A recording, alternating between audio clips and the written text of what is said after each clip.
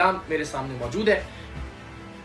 صرف اس لیے کہ بعد میں کوئی سوال نہ اٹھے، میں اس پر ہاتھ رکھ کر پوری قوم کو یہ یقین دلاتا ہوں کہ حق خطیب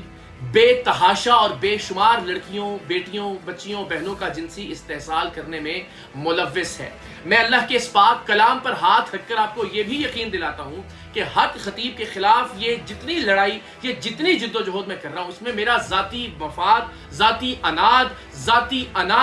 کہیں شامل نہیں ہے۔ میں اللہ کے کلام پر ہاتھ رکھ کر آپ کو یقین دلاتا ہوں کہ کسی بھی طرح سے نہ یہ معاملہ شہرت کا معاملہ ہے، نہ میں یہ ویوز کے لیے کر رہا ہوں۔ آپ سب نے مجھے بہت عزت سے نوازا ہے۔ یہ اللہ کے کلام پر ہاتھ رکھ کر میں آپ کو یقین دلاتا ہوں کہ یہ لڑائی اسی کلام کی عزت اور عظمت کی لڑائی ہے۔ اللہ کے پاک کلام پر حلف لے کر میں آپ کو یقین دلاتا ہوں کہ یہ کلام جس ہستی پر نازل ہوا، یہ جد و جہد اس ہستی کی حرمت، اس ہستی کی عزت اور عقیدہ ختم نبوت کے صحیح تشخص کو لوگوں کے سامنے پہنچانے کی لڑائی ہے۔ اور میں آپ سب سے یہ درخواست کرتا ہوں کہ آپ بھلے اس لڑائی میں میرا ساتھ نہ دیں، لیکن اللہ اور اس کے رسول کے لیے، اس کتاب مقدس کی عزت، عظمت اور حرمت کے لیے اپنے حصے کی آواز ضرور بلند کریں۔ یہ اللہ کا وہ پاک کلام ہے کہ جس کی آیات کو اس بدبخت حق خطیب کے بدبخت ترین چیلے نے حق خطیب کی جوتی اٹھا کر یہ کہا کہ اس نام نہاد جھوٹے اور جعلی اللہ کے ولی کی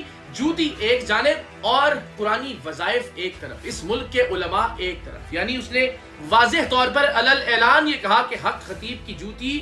اس ملک کے علماء، اس ملک کے اولیاء کرام کے جانشینوں اور نعوذ باللہ اللہ کے پاک کلام سے، قرآن مجید سے، قرآن مجید کی آیات سے افضل ہے۔ اور اب بھی اگر ہم خاموش رہتے ہیں تو بروز محشر پروردگار کا اور آقا کریم صلی اللہ علیہ وسلم کا سامنا کیسے کریں گے؟ میں